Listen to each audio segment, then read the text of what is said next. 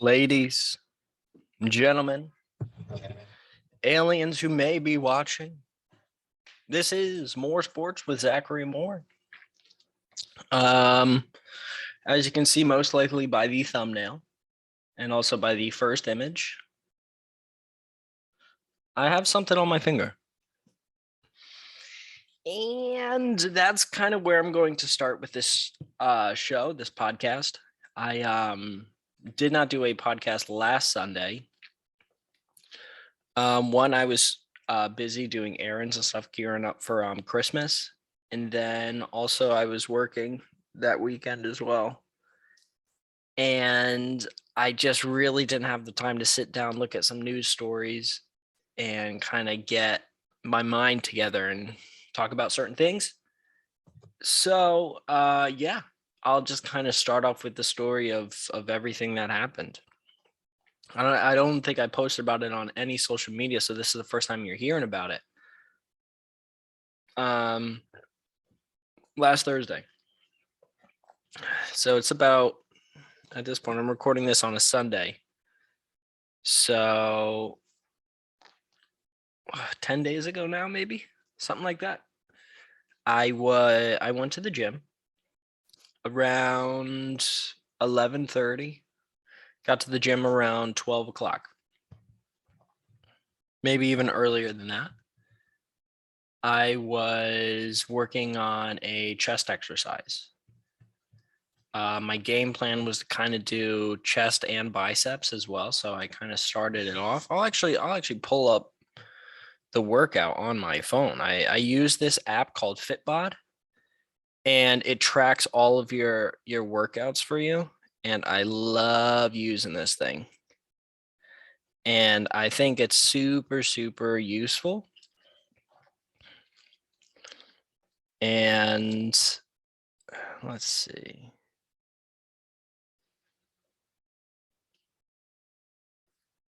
Yep, here it is. December 9th.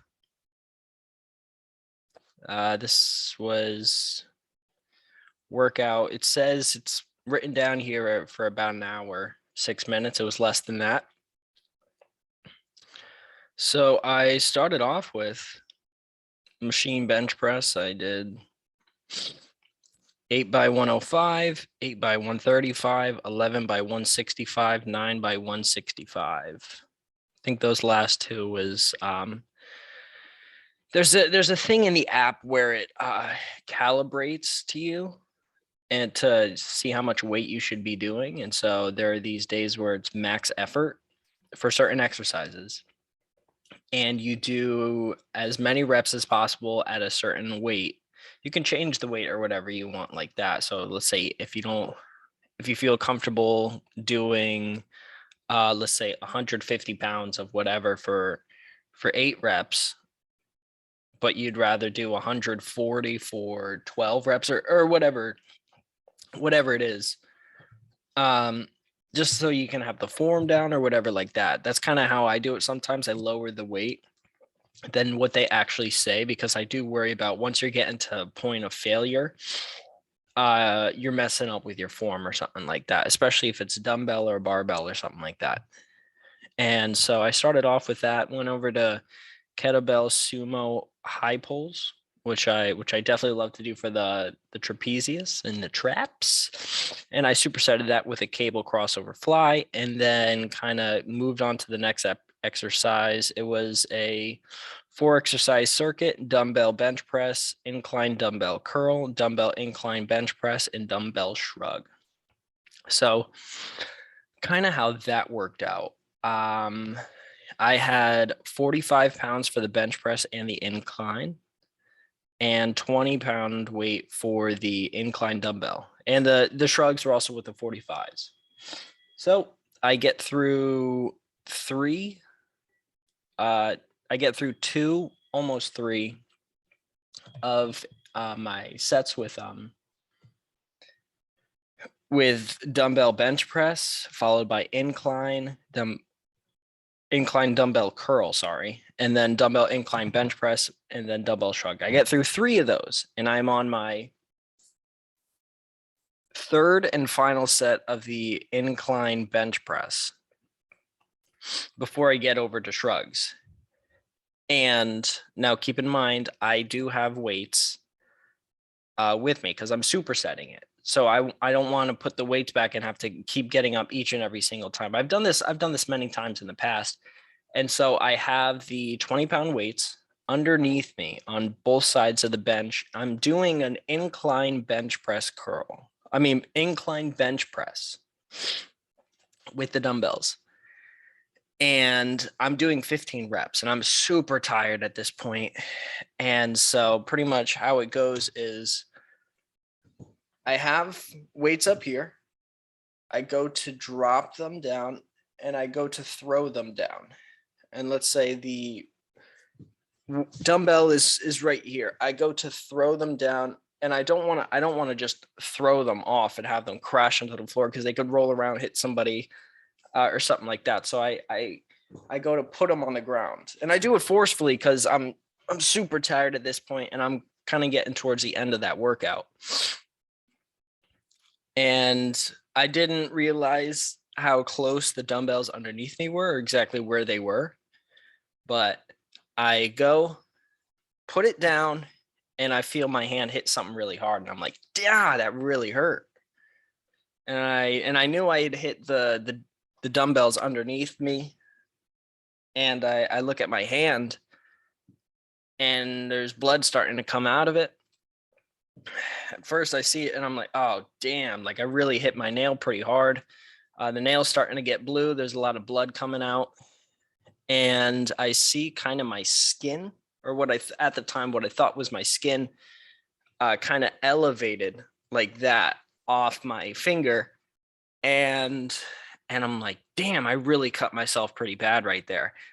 And I just keep bleeding and bleeding and bleeding. And so I run to the bathroom, try and wash it off with a little bit of water. And then I try and do my best and take paper towels and kind of dry it off. At this point, I'm still thinking it's a cut of the finger. I don't think there's anything broken or anything seriously wrong. I'm just like, why am I bleeding so much? Like I shouldn't be bleeding this much just from a cut. It must be a super bad cut.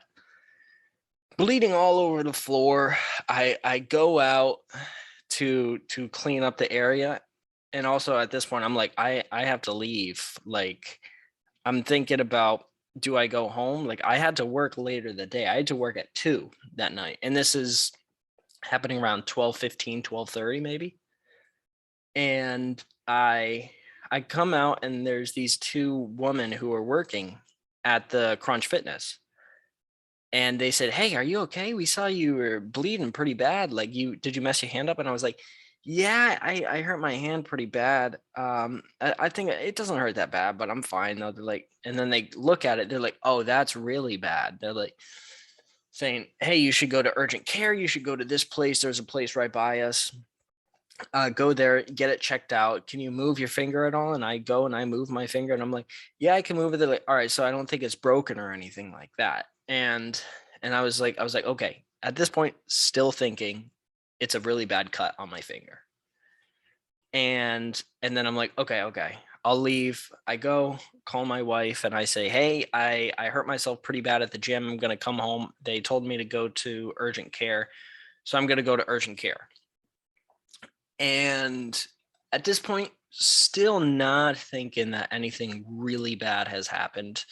I'm starting to get into a little bit of pain and I'm kind of concerned because I have to take I wear gloves so I don't cut up my hands a lot with dumbbells and certain things like that. So I have to take those off.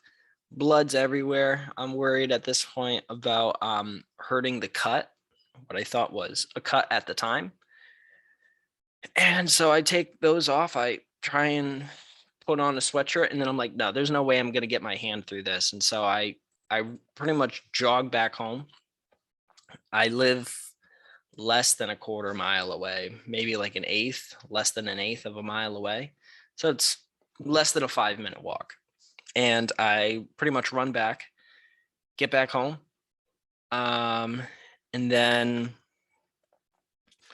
get back into my apartment, show my wife, and she says, that's your nail. And that's when I was said, huh? What? She said, that's your nail that popped out. At that point, I'm stunned.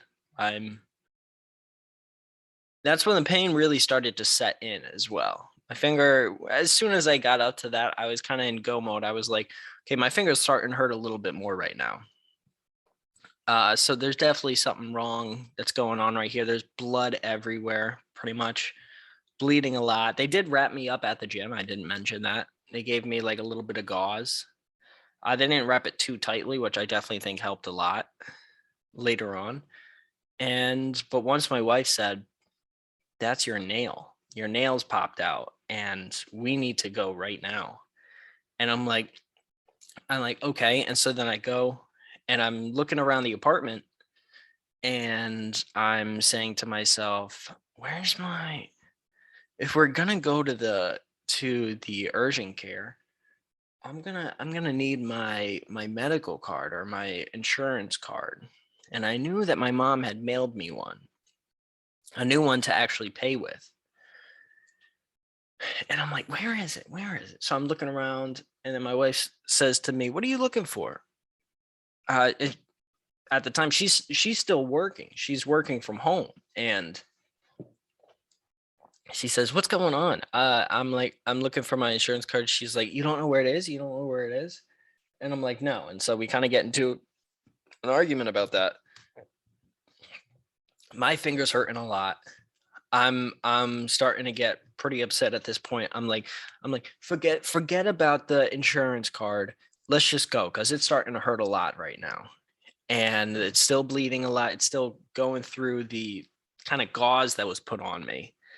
And I'm like, it's starting to hurt a lot. And like I'm like, that's if that's my nail, then we should go because I don't know if band-aids are gonna be able to help this. If that's my entire nail that has popped out. And so I go and I call the location that is closest to us, urgent care. I say, hey, I popped my fingernail out of my finger, and I crushed it pretty much in between two dumbbells. And is there any way you can help? They said, we actually don't have a doctor in that could help you with that, so no. And I said, all right, thank you.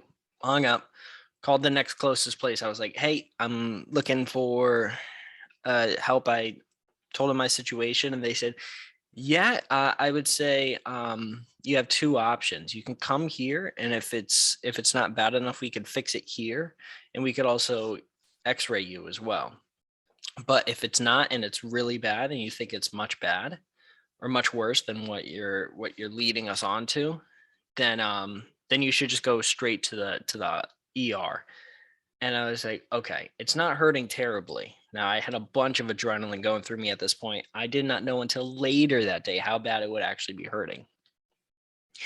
And then so wife and I hop in the car. I text my boss at work. I said, hey, I think I just broke my finger. I really messed my hand up at the gym. I'm headed to the urgent care right now, and there's just no way I'll be able to work tonight. And I mean, this is 12:45, close to 1 o'clock right at this point in time we're talking about. And I basically have to work in like an hour. And so it's really, really bad timing. I always like to go to the gym. Usually, say I work at 2, I'll go to the gym, try and go to the gym no later than 11. And that day I'd gone to the gym later than I wanted to because I stayed in bed a little bit late. I slipped in a little bit, and I was just kind of feeling lazy that day. So, boom, go to urgent care. Text my boss. He's like, okay, that's fine. I can tell he's very upset. I understand why. And go to urgent care. Walk in.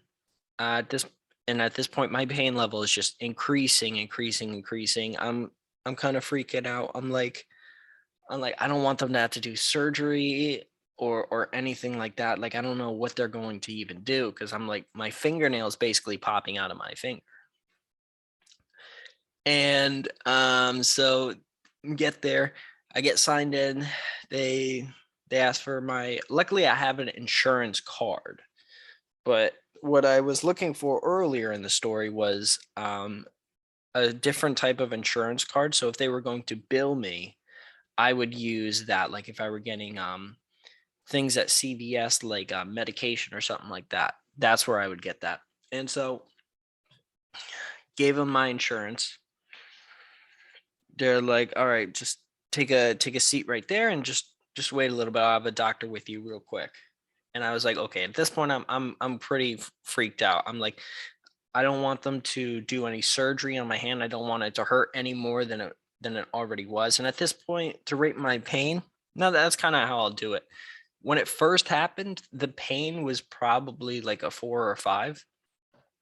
And then when it happened, it was like a 4 or 5.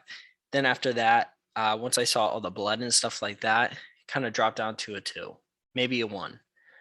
It was hurting a little bit, but I was just in a moment of like, okay, I got to clean up. Like there's blood all over the place. And I got to find a way to get out of here. And then also to make sure that I'm not bleeding all over the place. Cause like that sucks for the person who has to clean all that up. That's gross. Luckily, I didn't get it on any weights or on any of the benches or anything like that. Just a little bit on the floor and then all over the sink as well. So at the urgent care, and I go and I am seated. I go and then maybe 10 minutes at the very most. My hand's really starting to hurt. I'm probably at like a 5 or a 6 right there. And doctor comes out, says, hey, please come in the back with me. Boom, go in there. And then they kind of take the bandages and they're like, all right, let's see what's going on. They take the bandages off and my finger is out and I see my finger again. And like this is the first time or one of the first times where I realized like it's really bad. And so they open it up. Doctor is like, oh, that's pretty bad.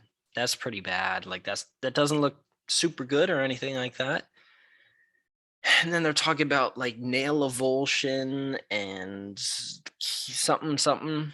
And they're using all these terms. And I'm like, oh, that doesn't sound good.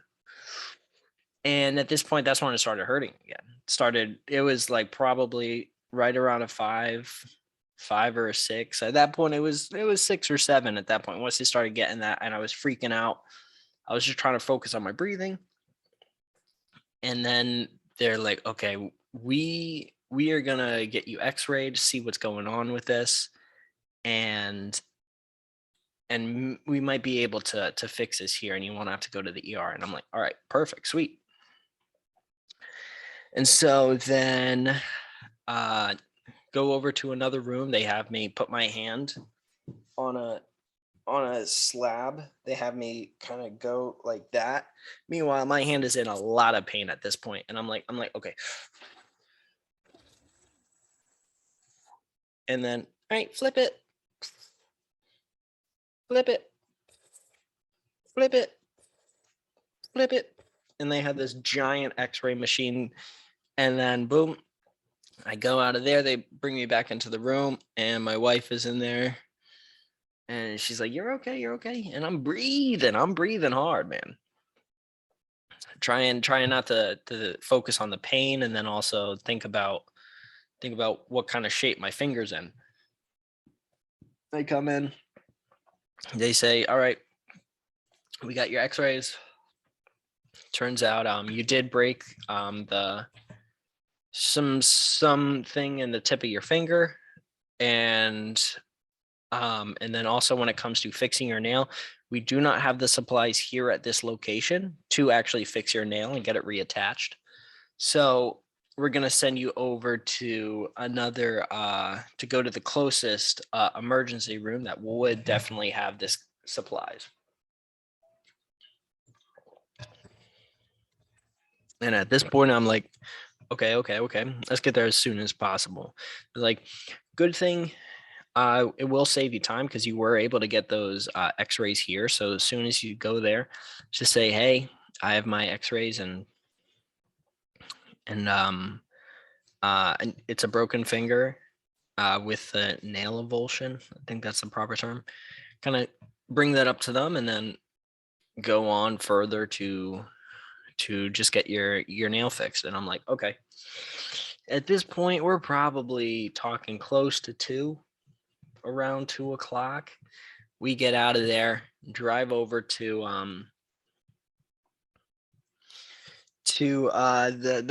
a hospital, go to the ER location, kind of walk in. Once I get there, I go into the wrong entrance, and they're like, "Oh, you're looking for ER." Because I kind of told them, I was like, "Hey, like I broke my finger, and also my nail kind of popped off, and so is this the way to the emergency room?" She's like, "No, that's you have to go out there and around the corner." And I was like, "Okay, okay." And my pain at this time is like a 7. It's staying at like a constant 7 right here.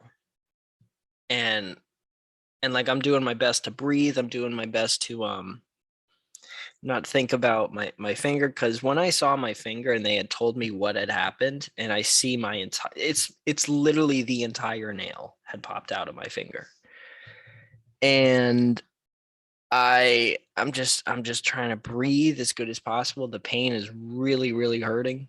At this point, this is the worst pain that I've ever had in my life. I've never broken a bone or done anything like that. So this is really bad pain. And I go into the emergency room. They say, sorry, but your wife can't come in with you. You have to come in alone because of COVID and all that kind of stuff. I'm like, all right. Just let me get treated as soon as possible. Cause now at this point it's like a 7, constant 7. Go sit down, calling my mom and stuff like that, kind of letting her know what's going on. She's like, all right, let me know what happens once you're all done. Boom, sitting there. And I'm not sure if there was other people, maybe 10 people in the waiting room with me. None of them looked like they were like in dire situations like I was. I kind of had my head down, kind of like this, and then tapping my feet, tapping my feet, tapping my feet. And I was because at this point I was like in a lot of pain. I was like a 7, almost an 8. And I was thinking to myself, I don't know what's going to go on. I don't know if I'm going to need surgery. I just don't want them to hurt me anymore. I don't want it to hurt anymore. I want the pain to go away. Please stop the pain, because I had been in pain for quite some time. And at this point, it's definitely past 2 o'clock. It might be even 3 o'clock. I don't think so, but it's pretty close. And they call me into this side room to say, hey, what's going on? And I said, and I had paperwork from the urgent care. And I showed them the paper from the urgent care. They're talking all these medical terms, nail avulsion to the metatarsal, blee, blue, blue. Not sure. And they're like, how'd you do this? I was like, had a dumbbell in my hand, went to throw it on the ground, and I hit another dumbbell. And it hurts a lot, and I just want it to stop. And they're like, okay, typing away at their stuff. And when I'm in these situations, I do my very, very best to not yell or get angry. I did get very angry with my wife earlier in that day because of the whole medical insurance card thing. And maybe I shouldn't have. Not maybe. I definitely shouldn't have taken it out on her. Very high stressful situation for both me and her. I was in a lot of pain. She was in a lot of stress. She didn't know what was going on really. And then so these doctors are coming to me and they're asking me these questions. I'm like, I don't know. It just hurts a lot. It just hurts a lot. It just hurts a lot. They're like, okay, we'll get you in with somebody as soon as possible. And I'm like, okay, go out of that room, go sit back down. And they probably waiting 10 minutes. I want to say 10 minutes or so. Back to on the ground, like, oh, tapping my foot. I'm this pain. I'm a 7, 8, maybe an 8 at this point. The pain's really starting to get to me, and I'm just trying to breathe as much as possible. And get called in maybe 15 minutes later. Go into this hall, and they sit me down. There are these groups of chairs with kind of screens in between them, kind of like they looked like curtains for like you put in front of your windows. You could still see through them, but it was just like more so for privacy sake. And so I'm sitting down, and at this point I'm in a lot of pain. I'm at probably a solid 8. And then I am sitting. I wait for about 5 or so minutes. Somebody comes over, a nurse comes over, and she says, "Hey, what's going on? What's up with you? How can I help you?" And I was like, my finger's in a lot of pain. I broke the whatever, and then also my nail came out, and I just needed to be fixed because I'm in a lot of pain." And they're like, "Okay, do you mind if I see it?" I said, "Yes." Open it up, and then I kind of do a little bit of this, and I'm breathing. I'm breathing hard. I was the only person in it that was breathing like that. I was like trying to stay calm because I at that point I knew what had happened, and I knew I was really didn't have a lot of feeling in my finger, and I was like, this is really bad, and I was just so concerned as to what they were going to do. I didn't know what was going to happen next, and so I was super anxious and super stressed out. She goes and she says, "Okay, I'm going to have this thing fixed for you. We're going to get that cleaned out, and you kind of have two options that I'll leave you with right now. You can either have us take the nail out, or we can try and sew the nail back onto the nail bed." And then I'm like, "Okay, which one would you say is easiest? Which is best? Which would hurt less? And then also which could possibly give me a possibility of having my nail regrow back?" And she says, "Well, if you take your nail out, if we remove the entire nail, there's definitely a very high chance that your nail won't grow back because it was pretty much ripped out from the nail bed. It's going to be very hard for you to grow that nail back. But if we stitch it back in place, there is definitely a possibility that it will regrow." Um, and then also, if you do have it removed, there is a possibility of infection to that area. So and I was like, "Okay, let's just sew it back in place. Let's just get this over with." And then she's like, "Okay."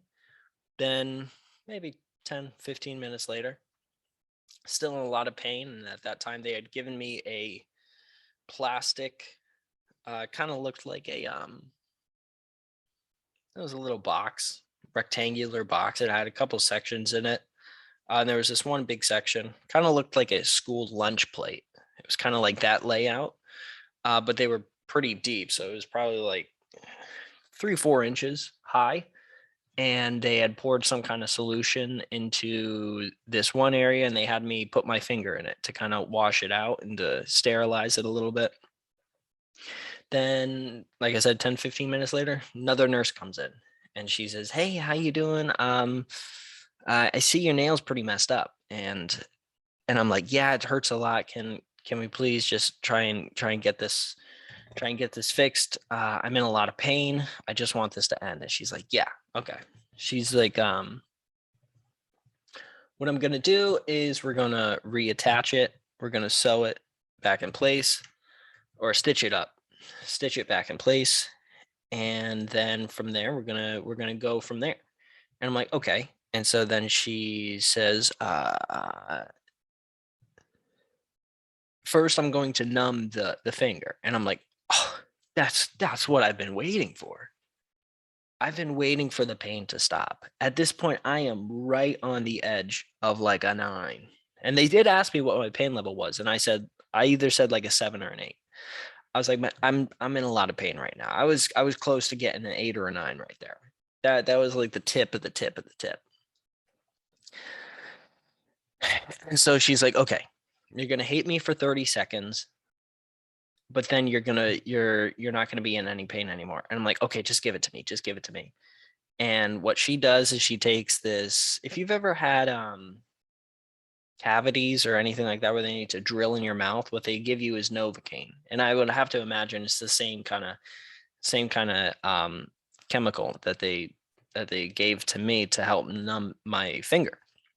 However, she goes in, so here's my finger right here, and she goes in one shot this way. She keeps it in there for 30 seconds. One shot this way. Yeah, kind of like that. So she goes in like this into the finger on both sides. And the first side, she sticks it in and she says it's going to burn and it's going to hurt a lot. And I said, okay. And when she stuck the needle in and she started putting the fluid in, the Novocaine, that was the most pain I had felt that day. And it's very hard to describe that pain.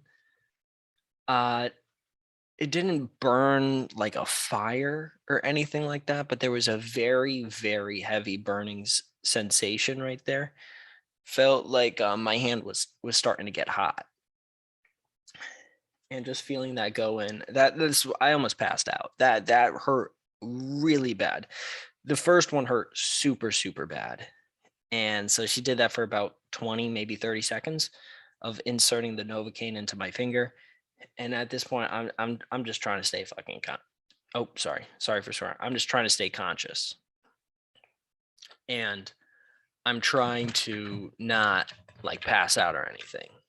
Not that I think that I would have, but I was just focused on my breathing and focused on not trying to get to the pain. That point, that pain was like a 10. That was a 10. Easily a 10. Easy 10.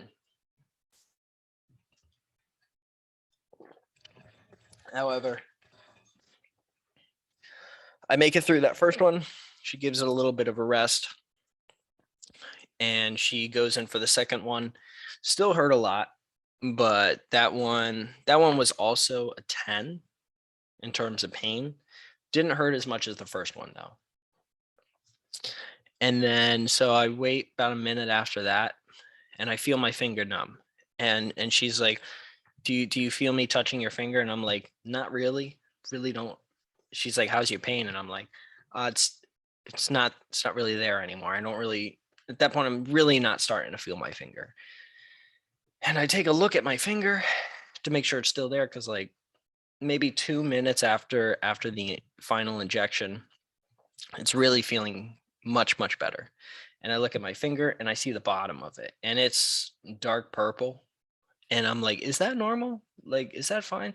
And I touch my finger, and it feels much harder. It doesn't feel soft like other fingers. It's pretty hard. And I'm like, is that okay? I'm thinking like there's blood pooling up in there and it's like a really bad thing. And she's like, no, that's fine. That's just bruising and that's blood. So you'll be okay with that. And I'm like, okay, okay. Then they come to me and they're like, okay, now we're going to sew it on. Can you feel it when I touch? And I was like, no, I had my hand in the bath, and I was tapping the bottom to make sure that I wasn't able to feel it. And I was like, yeah, I can't really feel anything. I think you should be good to do the stitches. Then they're like, okay. They bring out all the stuff, this giant hook like it's kind of shaped like that, maybe half the size of that, definitely not as thick as my finger. This hook thing, and I'm like, oh god. And they're like, all right, now we're going to stitch it. And I'm like, okay. And I don't think it's at this point. I think it's later. Maybe, but at some point they did say, hey, we're going to give you a shot of morphine in your arm to kind of dull the pain a little bit more, if that's okay. And I'm like, yeah, it's fine. I've never had morphine in my life, and so I didn't know what to expect. And so they shot it in the arm. My finger was already numb at the point where I couldn't feel it anymore at that point. And I'm not sure if the morphine really did anything to help. Definitely didn't make things any worse, but I'm not sure if it made a big difference or anything like that. So then kind of fast forward from there, they're stitching it back on, and I'm looking away the entire time. And then throughout that process, the only thing I really do feel is when they would pick up the finger and pull they would pick it up by the stitches themselves and kind of pull it like that. And so that's what I kind of felt, but that wasn't even in my finger. I couldn't feel that in my finger. I could just feel my arm moving up and down like that. Then they were probably stitching it for 2 to 5 minutes, and as they're doing that, I could tell I was sweating a lot. My hands were sweaty, my armpits were sweaty. I was sweating on my forehead, and then I was like, oh crap. I had come right from the gym. I didn't shower before the gym or anything like that. I was planning on showering after I got back from the gym. And so I was like, oh, I can only imagine how bad I must smell. And I'm like, hey, I just wanted to apologize. Like I never showered. Like I went to the gym and I didn't shower beforehand. So I apologize if I don't smell good or if I have body odor. And they're like, what? Why does that matter? Your finger's messed up. Don't worry about that. I'm like, okay. Because I was super freaked out. I was like hyper focused and worried about every other thing. At least trying to worry about every other thing besides my finger. And then they go fix my finger. They sew it up. It looks good. Still not able to feel it. And then they're like, okay, your finger is fixed. You should feel better. At this point, my pain is maybe at a 1. I really am not feeling too much in my finger at that point. Say, okay, you're good. And I am given a shot of antibiotics in my upper left arm. I felt that was kind of a weird one because I felt the fluid going into my body and spreading. So that was a cool feel. Not really even a cool feeling, but that was just something I was like, whoa. Then they gave me a tetanus shot in my arm as well. They're like, when's the last time you had your tetanus shot? And I'm like, well, I do not know. And then after that, they kind of leave me there. They check back up on me, maybe 5 minutes or so, saying, hey, how you feeling? And I said, good. I'm feeling definitely much better. Glad my finger is all set. And they give me a cast, or it wasn't even really a cast. It was a piece of metal that went from here pretty much all the way to like the tip. So it was straight right here, but then it was curved a little like that. And then they gave me some gauze and they wrapped it around these 2 fingers. And so I went and I was like, how long do I have to wear this for? All this other kind of stuff. They're like, you wear it until you see the orthopedist on whenever you're gonna get the next appointment. Okay. Just let me know in the after thing. They're like, okay, and then the original nurse who came to saw me was like, hey, I know I gave you a shot of antibiotics in your arm, but I'm gonna give you antibiotics in your leg if that's okay. And I was like, yeah, that's fine. I definitely don't want it to get infected. So go to the bathroom, get some privacy. I had to pull my pants up just a little. It wasn't anything crazy, but she just had to get into the thigh. And same thing again. I feel it going in my thigh and spreading out. And then my leg was definitely pretty tight and pretty sore after that. And so I would just kept trying to walk around, trying to move it. And I went, they're like, all right, you're all set to leave. Got all my stuff. They gave me a bunch of paperwork. They were like, okay, these are the meds that you have to take. These are the medications that are being prescribed to you. Make sure you follow all the directions on it. And then here's the name of a doctor that you should go see over at whatever hospital it was. So I go check out, and they're waiting to check me out, and um I'm trying to walk around because my leg is still sore, and I see my wife parked right outside the door, and I mean I'm probably 20-30 feet away from her, and I see her and she's texting me. She's like, what's going on? I'm like, what's the problem? And I was like, I'm just waiting for them to check me out and give me paperwork. They say, so here's your prescription, here's a doctor's note, here's all this other stuff. And I'm like, okay, nice. Now I can finally get home. Fingers not hurting anymore. Um, I didn't think I was feeling too woozy or anything from the shot of morphine. Like I thought I was gonna be out of this world, but I didn't really notice any huge difference with that. And I was discharged, drove home. My wife had gotten food and got food. Immediately went to CVS to go pick up the prescriptions. I don't know the name, but I got an antibiotic and some kind of painkiller.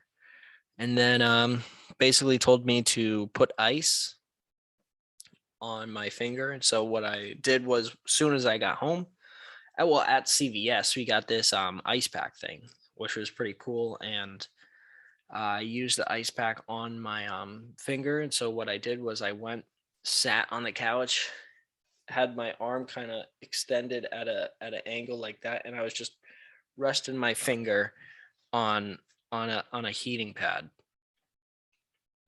And then wife was awesome, brought me food, brought me dinner and all that kind of stuff, and I was eating it, and I was pretty good with pain. I had taken I could definitely feel the Novocaine wearing off of my finger, but it wasn't like a rush of pain, but it was progressively over the course of like an hour or so where I could feel it wearing off. And I felt my arm kind of like it was falling asleep. And I didn't know if that was because I had nerve damage, or if that was because I wasn't getting enough blood to it, or if it was just because it was in an elevated position for an extended period of time. But I was watching TV, and then we'd probably get home at around close to 6:30, because I do remember trying to, no, we might have been closer to 7. So it was dark out when we got home. Get out of the hospital around, I want to say we get out of the hospital around 6. That's something I'm fairly confident in, getting out around 6, because called my mom, told her everything that had happened, and then tried to call the orthopedist. I think that's who it is. Somebody who works with hands.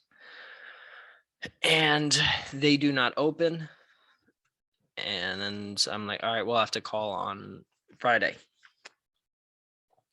And then because they told me to get an appointment with this certain doctor as soon as possible. And so I'm like, okay.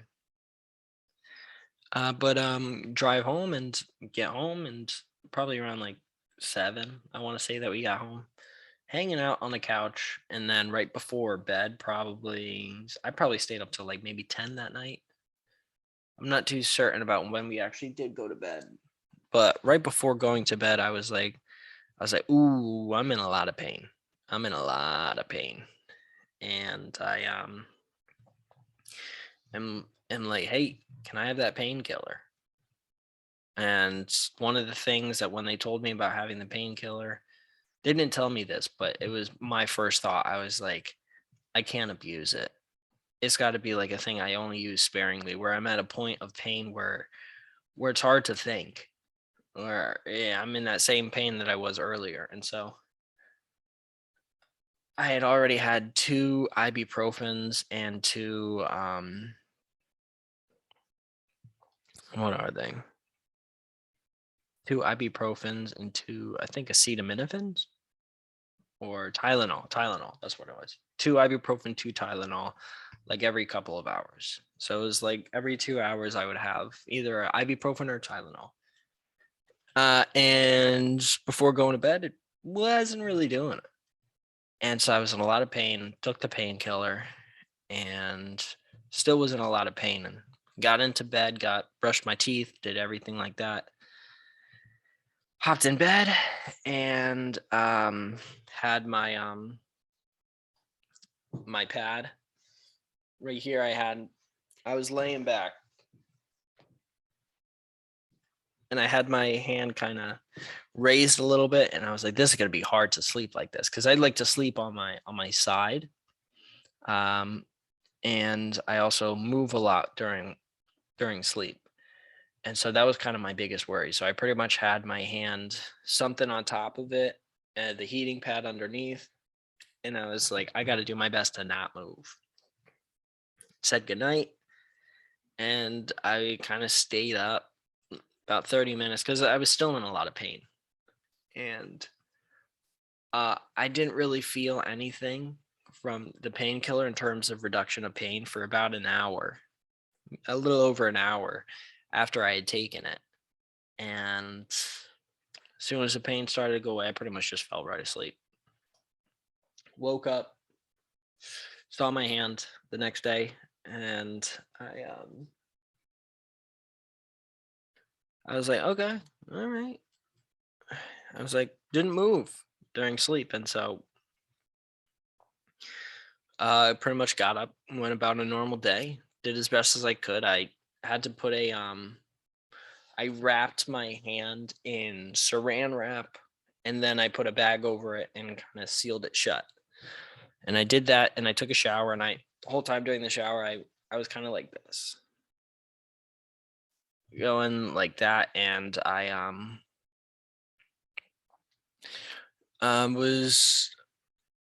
was able to shower, able to brush my teeth. The other thing was I wasn't able to like kind of wash the right side of my body because I wasn't really able to use my left hand. And so I was like, all right, this should be interesting. So I washed my pretty much my whole left side of my body, upper body, but I wasn't able to do it with my right side really. Put deodorant on, did all that kind of stuff to get ready for going to work because I did go to work that next day. I was offered to do an open to close shift, but I didn't know if I was going to need some kind of painkiller in the morning because the pain was so unbearable. Luckily, it was not though. It was I was in a lot of pain, but it was nothing that would ruin my day. And so went brought my heating pad, and it's not even really a heating pad. It's a thing that has these little gel balls in it that you can either freeze or you can put in a microwave and heat up. So it's kind of like dual purpose. And so that next day, talked to my mom, and she said, make sure that you're not putting heat on it. Make sure you put ice on it. And I was like, oh, that would have been good to know last night. Now it wasn't staying hot the entire night. It was stayed hot for maybe like 15, 20 minutes. And go to work, kind of tell my boss kind of what happened. And he's like, hey man, that kind of stinks. And I was kind of chilling out at work, I guess, in a good amount of pain, and getting checked on every so often by my wife and my mom about what was going on, what was kind of happening. And yeah, I was in a lot of pain, but I was still able to take like every 2 hours it was ibuprofen, and 2 hours later Tylenol.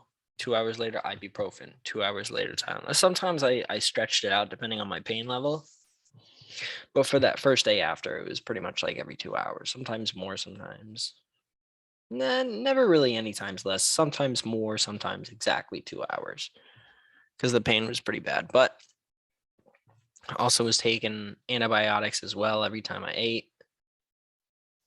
And we had a Neosporin spray. So I would spray that on the actual wound itself.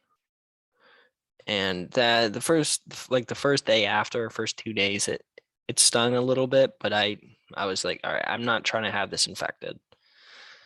And then pretty much I spent all day Friday trying to get on the phone with the hospital trying to get an appointment with the doctor. And luckily I was able to get an appointment. And let's see, when was this appointment? It was in the morning. I know that. Maybe Monday or Tuesday. think it was Monday. Anyways.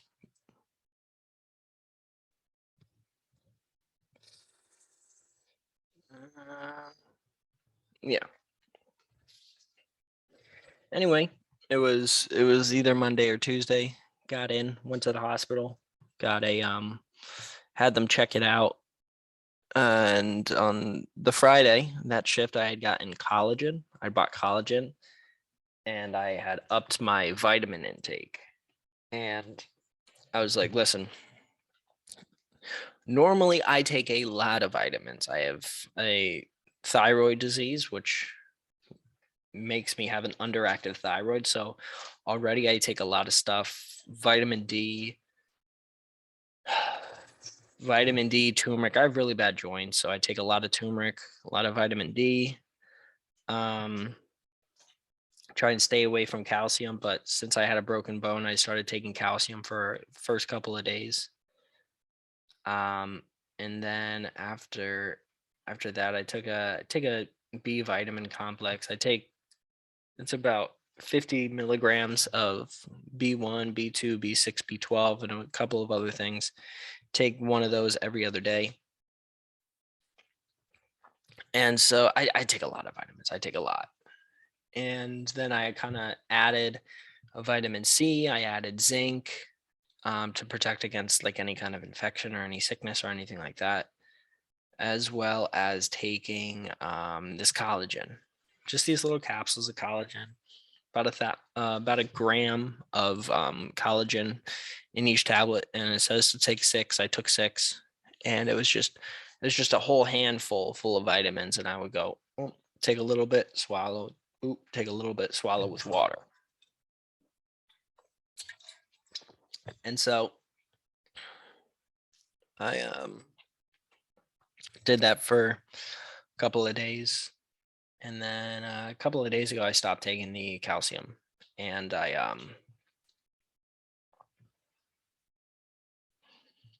then pretty much from then I've just been kind of regular on I don't remember what day it was, but on that Monday, when I went to the hospital, I told him about the vitamins I was taking. He was like, main doctor there was like, yeah, that's perfect. The collagen will help rebuild your skin, help also with your nail as well, with the regrowth and certain things of that nature. And I was also taking biotin as well, which definitely helped, and all these other kind of things. And um, so left there, went downstairs to another area, and the meeting with the hand doctor was maybe all of 15 minutes.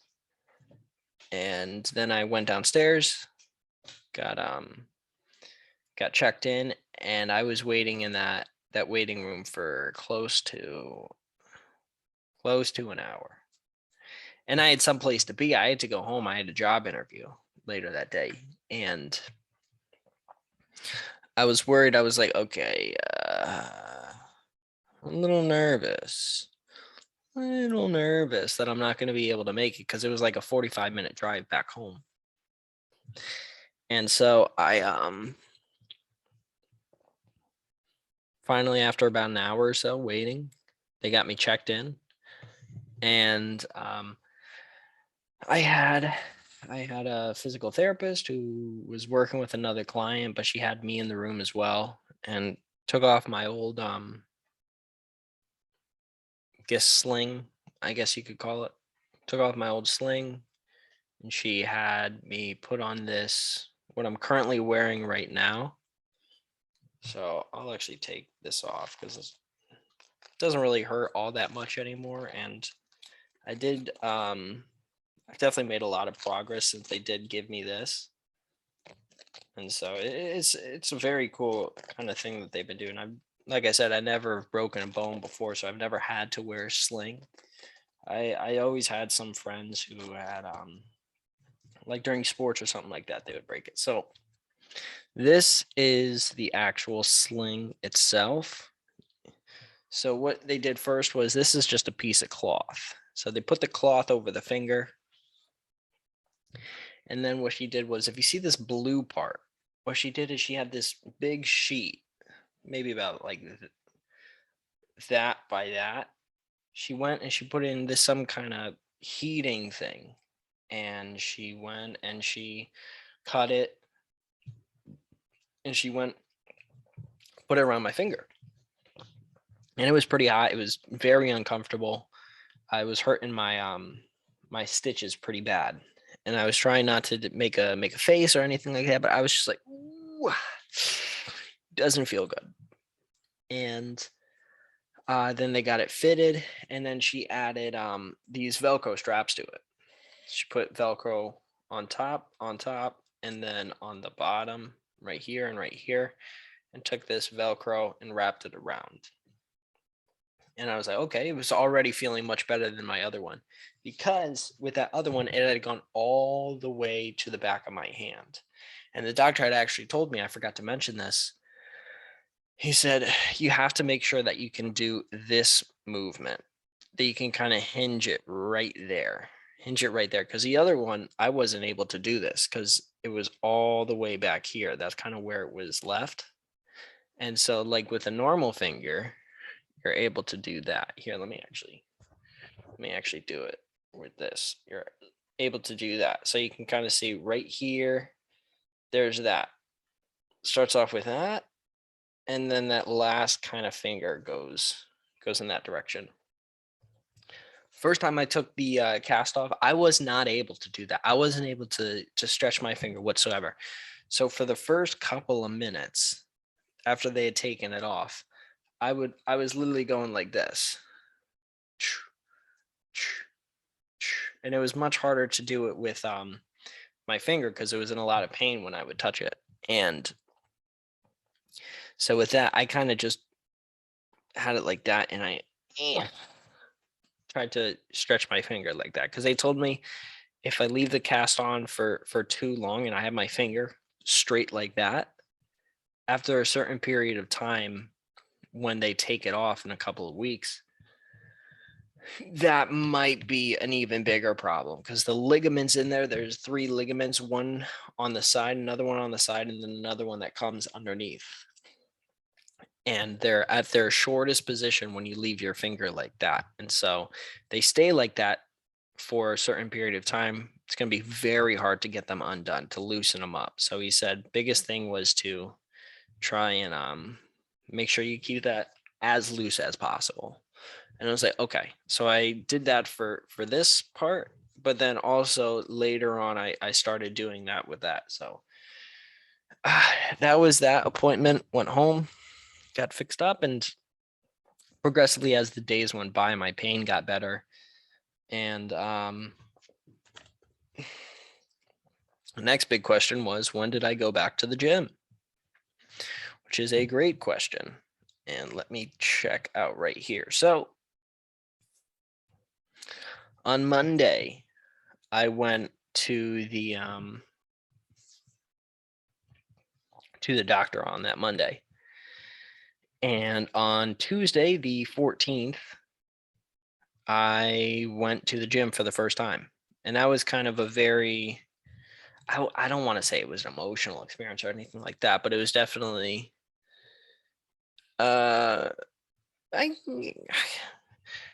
it's all about perspective. But for me, it was kind of emotional because fitness is such a big part of my life.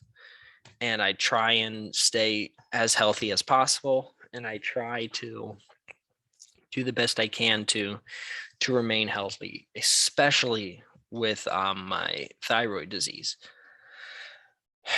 And so I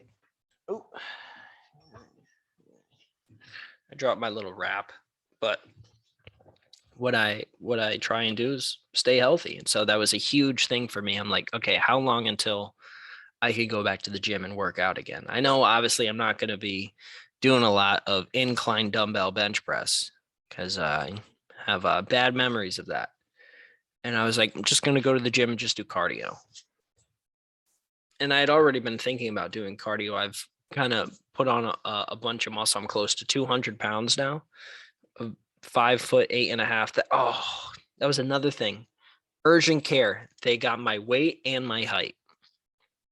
Weight was, and I was fully clothed too. So keep that in mind. I was like 196 or something like that. Height 5'8.5". What the heck is that? 5'8.5"?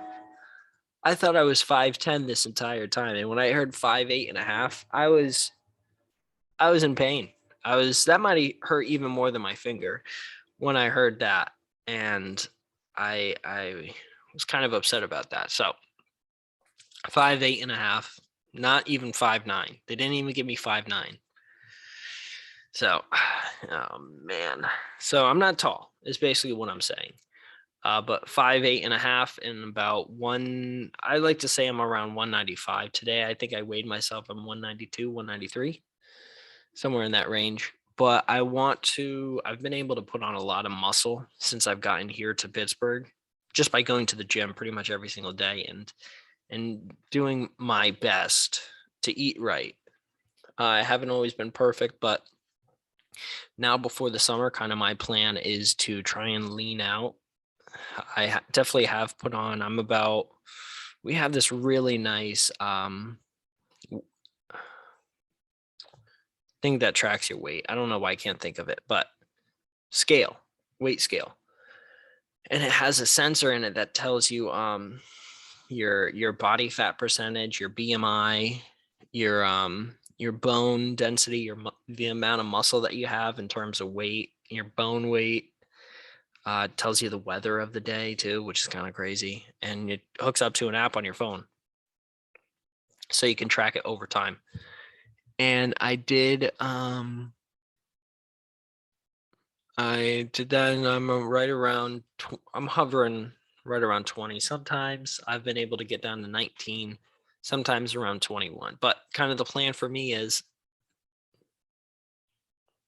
get around 15% body fat, maybe bump my weight back down to the 180s, 180, 185, somewhere around that. And I'm also planning on going keto as well. So that's another big step in kind of my fitness journey. In the past, I've gone gluten-free when I first got diagnosed with my thyroid condition, but at the time I was working at Dunkin' Donuts, and it is hard to be gluten-free when you work there, because sometimes you're just like, all right, I'm just gonna have make myself a bagel or something, and that's definitely not gluten-free. And so there'd be large stretches of time where I would not have bread or anything like that, and I was getting this gluten-free bread that tasted awful. And then I would have bread, and I'd have a really bad reaction to it. And so slowly over time I went back to being on gluten. So this time I'm a little bit older and a little bit wiser, and hopefully more disciplined. So I'm gonna try and go mostly gluten-free, not 100% gluten-free, and mostly keto. So keto with a lot of protein. So kind of how I'm doing it right now. I'm not eating. Some days I do eat 3 full meals a day. Other days it's kind of 1.5 meals a day, depending on my work schedule and if I want to make myself like a breakfast or something like that. So lots of vegetables, not a lot of fruits, pretty much no like snacking. I really have a hard time trying to stay away from snacking and certain things like that. I don't really have that really unhealthy food here. Like we have some Doritos, we have um just regular stuff. Like we don't have like potato chips or anything like that. Doritos is probably one of the most unhealthy things that we have.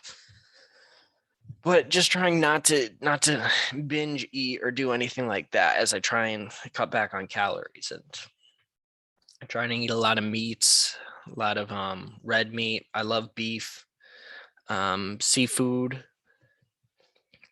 and salads as well. And so that's kind of how my diet's been as I've been moving forward. And so as I do move forward, I am going to try and do keto. And on the podcast, I'll definitely be doing updates. So like today was like pretty much day 3, 4. I'm pretty much a week into being almost fully committed to being keto.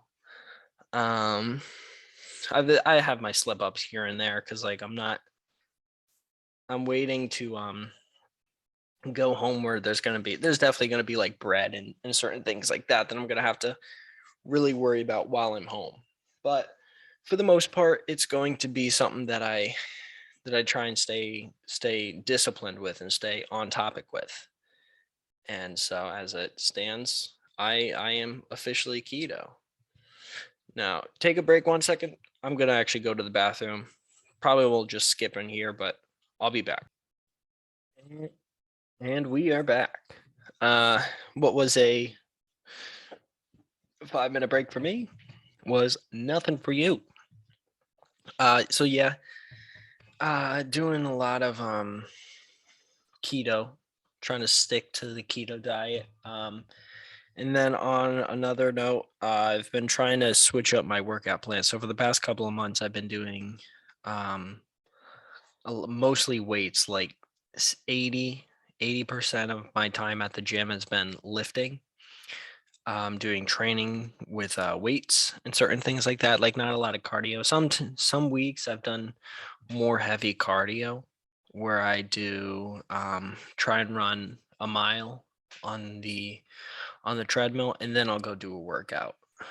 And there were some weeks where I did that every single day, but it was just hard to keep that consistency because sometimes I would not be able to have enough time at the gym, or I was just tired, or I had a big workout that I had to do that I just wasn't able to spend that much time doing. So not an excuse, just well, I guess it is kind of an excuse.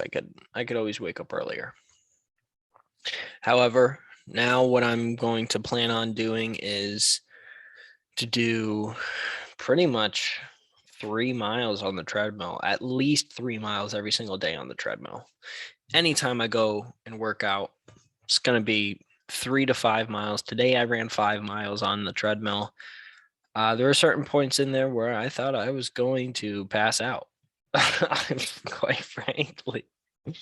And it was funny because I haven't ran 5 miles in quite some time, quite a couple years. Definitely not since I had been diagnosed. And so one of the big things that I was worried about was either my back would get super sore or my knees would be pretty much shot. And I took extra fish oil today because of that, and extra turmeric. However, my knees were sore, but not to the point where they were so bad and they were on fire or anything like that. But they would just felt a little bit sore. I guess we'll find out tomorrow how sore they actually are. But with that being said, did 5 miles, and then I did probably 20 minutes of weights after that. I did two exercises. I did back extensions. So they have something that comes curved, and then you kind of hinge around your hips with that. And so I did that to start off, and then I did a trap workout where I did just barbell shrugs, boop boop boop boop boop, and that was kind of the rest of that because I was tired from that run. Like I said, I hadn't run 5 miles in a long, long, long time, and I did it in less than 50 minutes, which for me is definitely really good. It's not where I was in high school when I was 140, 150 pounds, but for where I'm at right now, 20% body fat, good enough for me. I didn't want to do 10-minute miles. Wanted to do under that, and so that was really nice. But that's kind of my game plan for my fitness and my body for the next however so long, and I'll definitely keep you all updated. And I guess that might be I'm not going to end the podcast because there's still stuff that I had prepared that I wanted to talk about. I definitely didn't think I was going to talk about the whole situation in that much length and depth, but I guess to kind of transition, it's hard to transition from that to the next thing. Um, there's a bunch of stuff going on in the world right now. I don't know whether to jump in. Let's jump into sports. Let's go over to sports and see what's going on in the world of sports. Biggest story probably right now is Urban Meyer, now formerly head coach of the Jacksonville Jaguars. This was what, 4 days ago? Maybe 5, December 14th or 15th. He was fired by the Jacksonville Jaguars. They are currently 2-12, recording this on Sunday. Currently 2-12 team. And they had not performed well. There was a bunch of stories throughout the season about stuff going wrong and stuff being weird. And then I felt one of the things that kind of put the last nail in the coffin was there's probably two things for me. There was a story that the former kicker Josh Lambo, who has since moved on to another team, he was hanging out and like warming up or stretching or something like that, and Urban Meyer kicked him in the leg and said some comment to him. Then which Lambo rightfully thought was inappropriate and felt some type of way about. And then the other situation was in terms of rotations. Their star running back, one of the best players on their team, James Robinson, fantasy football favorite. There was a time when he wasn't getting a lot of snaps or plays in the game. And I think it was after he had fumbled the ball once. He was kind of taken out. And then Trevor Lawrence came out and kind of said, hey, I want to have this guy on the field. He's one of our best offensive players, and we're not as good of a team when he's off the field. So I want to have this guy out on the field. And Urban Meyer's response to that was pretty much more or less, it's not my responsibility. I don't control who goes in and out of the lineup during game time. That's the running backs coach who made that call, which I have no idea if it's true. But it kind of set the seed and also went along with the precedent of Urban Meyer going out and not taking full responsibility for certain things. When you are the head coach of a football team, a lot of the stuff that happens, well, pretty much everything that happens is under your guidance, or if it's not something you direct, it's something that you know about. So for I would argue their best offensive player on the field, certainly their most impactful one besides quarterback, for him to be subbed off the field, even if he did have a fumble and he was playing poorly, that decision is ultimately okayed, at the very least, it's okayed by the head coach. And you have to bear some responsibility. And I think that was one of the big problems with Urban Meyer.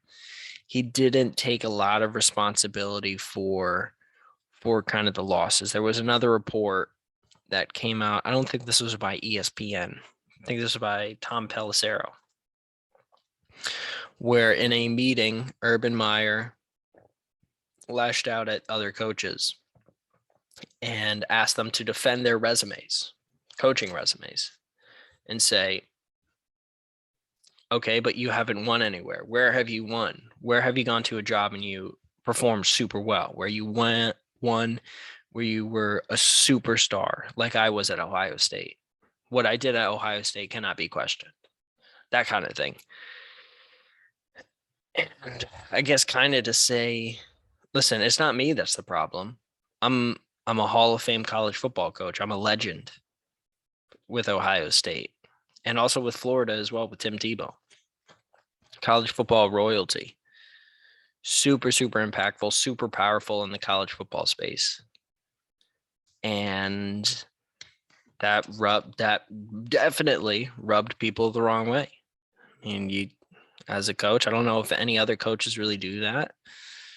And if they did, I think that'd be pretty demeaning to their other coaches. I mean, you hired them, so you should know what their resumes are. And when you're losing, you shouldn't point at the other coaches and say, "Hey, why are you here?" When in many cases, especially with a new coach, you hired them. But there was so many other things. There was the Urban Meyer staying back after a Thursday night football game, and the viral video of him out with dancing with a girl on his lap at his bar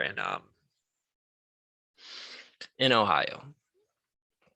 Just not good looks. There was a lot of things during the preseason as well, certain hires that he made, and just things that in the media sense weren't good looks, and PR nightmares. And so I think that part of the reason was the culmination of all of that, is why he got fired, along with them being 2-12. If he was 10-4, do you think these stories would have gone out? Probably not. People would have been like, I don't care what he does, he's winning. But when you're losing like this and you're playing poorly, and you're in the spot to get the number one overall pick for next year, you have to have some responsibility. And he definitely didn't seem to take all of the responsibility. And I guess kind of big picture of this is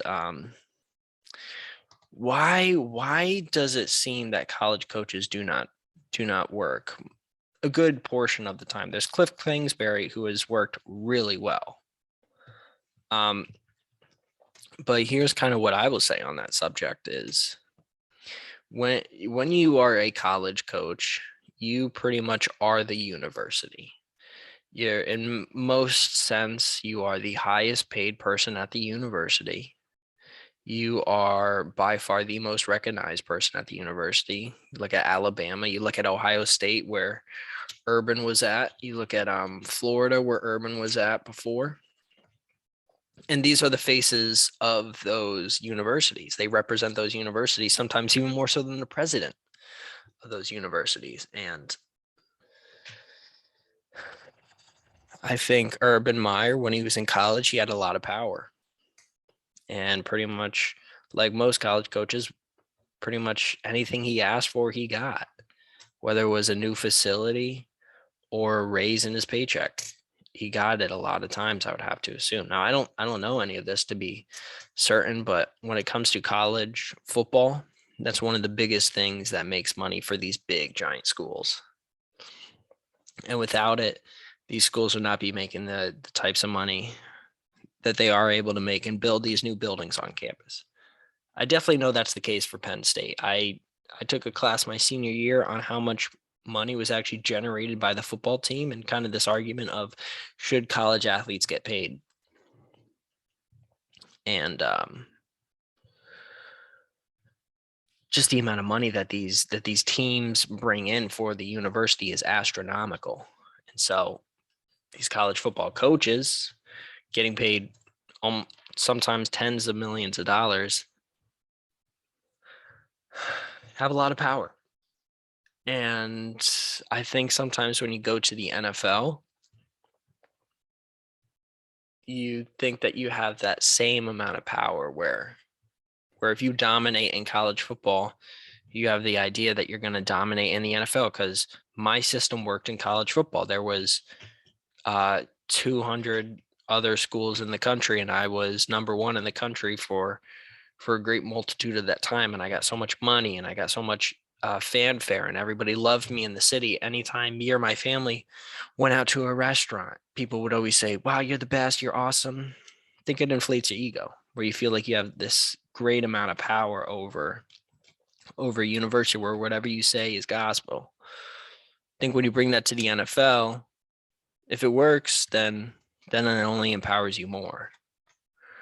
But if it doesn't work, then you kind of see what happens with Urban Meyer. I think the issue there was he went from coaching to being an analyst, where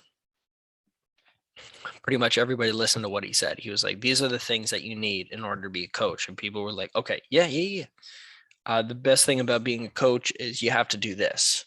In order to be a successful team, you have to stay focused. You have to do this or this or this. And I think going to the NFL, we're coming in, we knew the Jaguars, no matter who their head coach was, they just didn't have a good enough roster. And so it doesn't matter what kind of recruiting class you have or anything like that. It was just the Jags didn't have that great of a roster, so they would be in it for a rough season either way, no matter who their coach was. And the lashing out and the entitlement, or whatever you might call it, where there's this certain perspective that you have coming from college, where you're the top of the line head coach and you have great success at a college program. Maybe it doesn't translate to the NFL. And so I think chalk this one up to a college football coach who was used to having power, was used to being able to easily succeed. He had great levels of success at both Florida and Ohio State. National championship at two places, and he transformed Ohio State's entire football program. One of the greatest college football coaches of all time, definitely in the top 10. And then bring it to the NFL.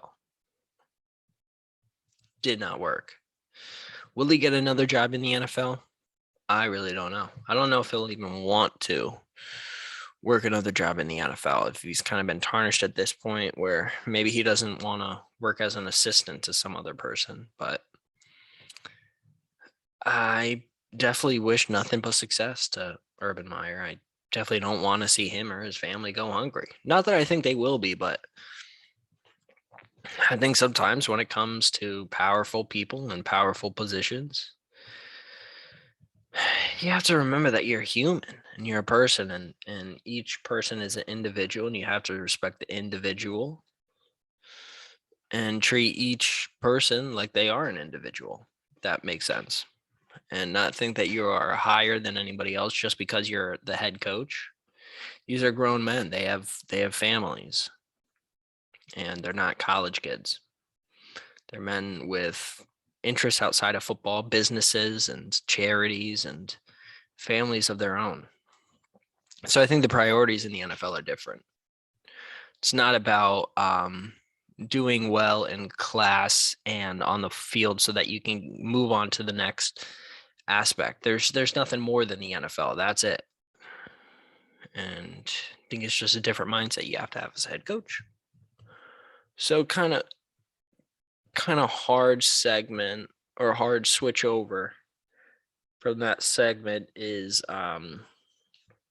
more space news. I want to talk about something else, that when it comes to power, here's how I'll do it. When it comes to power, there's this thing that keeps us warm. It's called the sun. And some crazy, wacky scientists sent a probe right by the sun. And sure, some of you have seen a video of from the probe of the plasma going by. They actually put a video camera on this, which is crazy and really cool. But it showed video of the solar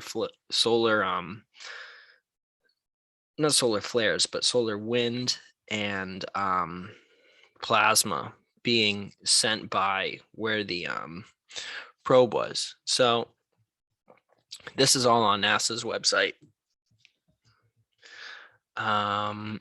It's called the Parker Solar Probe Mission, and it's a satellite that was sent into the sun's atmosphere, into the corona. So, and I guess that's kind of where we can start right here. The sun, if you look at it, in the sky, it kind of looks like just a circle around it, and that's where you're seeing the surface. But there is a thing that's around the sun that is called a corona, and that's kind of like the upper atmosphere of the sun, because there is really no surface per se, such as we have here on Earth. Um, there is this atmosphere area called a corona. Easiest way to describe it is as an atmosphere. So it's the outermost atmosphere known as the corona, and that's where this probe went to. And it let me just read this. Uses Venus gravity during 7 flybys over nearly 7 years to gradually bring its orbit closer to the sun. The spacecraft will fly through the sun's atmosphere as close 3.8 million miles to the sun's surface, well within the orbit of Mercury and more than 7 times closer than any spacecraft has come before. Keep in mind, the Earth is 93 million miles away, and this thing will be 3.8 million miles from the sun. Super, super close. And it recently, a couple of days ago, after launching in 2018, it was able to make contact to the corona and finally get some data back. Launched August 12th, 2018 from Florida. And at closest approach, this is just some interesting stats. Parker Solar Probe at closest approach will hurtle around the sun at approximately 430,000 miles an hour. That's fast enough to get from Philadelphia to Washington, D.C. in 1 second. That's pretty fast. It's pretty fast, man. At closest approach to the sun, the front of the Parker Solar Probe shield will face temperatures approaching 2,500 degrees Fahrenheit or 1,377 degrees Celsius. Meanwhile, the spacecraft's payload will be near room temperature. So that just shows you kind of the technology that they have.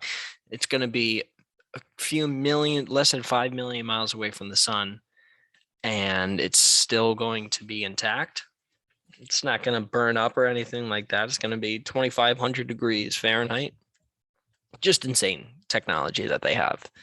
On the final 3 orbits, Parker Solar Probe flies to within 3.8 million miles of the sun's surface. And about a tenth as close as Mercury, which is on average about 36 million miles from the sun. So this is going to be very close to the sun. And so what did it kind of, what's the significance of this, right? Yeah. See the headline, December 14th, NASA enters the solar atmosphere for the first time, bringing new discoveries. Touch the corona, sample the particles and magnetic fields up there. Okay. Super close to the sun. So why do they do this? They did this to kind of discover what the sun is and what happens when you get into this kind of space, what the actual corona is of the sun, what it means to be in that area, because there's the solar wind. I'm sure many of you have heard about. It's these particles that are sent out by the sun to go hit the earth, I should say. They hit the earth, and sometimes there are these little particles that are sent out by the sun. So as the inner part of the sun is basically exploding in atomic explosions, as there's nuclear fusion as 2 atoms come together to create another one instead of fission where parts are being ripped apart. You have the release of these particles, and these particles are able to reach all the way to Earth's surface. And I don't know if I've talked about this in the past, but this is one of the reasons why there is no atmosphere, or a much thinner atmosphere on Mars than on Earth. Because due in part to the fact that the magnetic field on Earth is much stronger than on Mars, but the atmosphere was pretty much ripped apart on Mars by the solar wind and these particles that were hitting the upper atmosphere. And so part of the northern lights, part of what happens there is they are actually hit by the sun. And so that's kind of what creates those. Um, and so this probe is going there to study the corona, what makes these certain magnetic fields and these certain shots of plasma and other things. What causes it to do all these things? What causes the sun to kind of go? And I think this is a very interesting exploration and expedition, partly because this is a sun, a star that hosts life around it. And if there's something different about this star that allowed there to be the creation of life, Earth is the only place that is currently accepted as the only place of life in the entire universe as it stands right now. Maybe by the time this is published online, maybe there'll be a new discovery of another planet that hosts habitable life. I highly doubt it, but I could be wrong.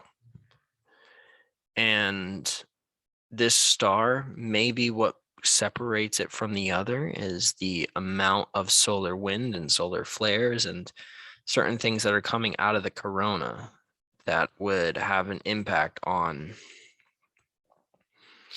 the creation and the proliferation of life in on our planet, I should say. And there's many factors that go into how life came to be here on the earth and billions and billions of years. It's how long it took for life to emerge on the earth. And there's many different theories about how we came to be. Some people say aliens dropped us off to see about an experiment or something like that. Not sure if I believe that, but it's a theory. Now, with that being said, this mission will, I think they say that this mission will be going until 2025, where this thing is pretty much going to plunge not into the sun per se. It's going to burn up much closer than that, but it's going to pretty much go all the way until it kind of crashes, you know. And so with that being said, what's the significance of this? Like I said earlier, it's about finding what's in the corona of the sun and what makes this sun different than a lot of the other places. Also, helps us understand the magnetic fields of the sun and the magnetism and the sort of appearance of the sun, and where you see these solar flares. Why, if you've seen a video of solar flares on the sun, they shoot out and they kind of curl back in, and that's due to the surface of the sun, where it's this convection of just hot gas and magma and plasma and just superheated material that ultimately gets shot out in these giant solar flares and just these giant things that are many times bigger than the earth itself. What causes these things? What is the reason that they happen at certain periods of time? What's the significance of them in terms of the creation of life on this earth? I think that's one of the big questions that they're looking to ask. And I think this is a really cool mission to follow. Like I said, it's going to be going on for a long period of time, and it's important to follow this kind of stuff. And so I think this is one of the cooler missions. And then also another cool mission that's going on is the NASA Perseverance rover that's on Mars. Recent update. This is according to space.com. NASA's Perseverance rover finds organic chemicals on Mars. This was published 3 days ago. The byline says, it's not a detection of Mars life, but it's certainly intriguing. Perseverance has identified carbon-containing organic chemicals in some of the rocks it has examined on the floor of the Mars Jezero crater. Mission team members announced on Wednesday, December 15th. To be clear, this is not a detection of Mars life. Organisms can be produced by both biological and non-biological means, and more work is needed to figure out what process generated the Jezero compounds. Sorry, my wife called me.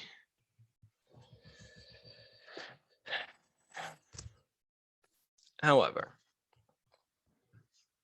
so Perseverance rover, remember when it was launched, and kind of part of its goal was to see if there one was water or ever had been water on the surface of Mars, and then also see about possibilities of life, because usually with water comes life. That's kind of what we've discovered on this planet. It's kind of the current hypothesis that if you have water, there's going to be life.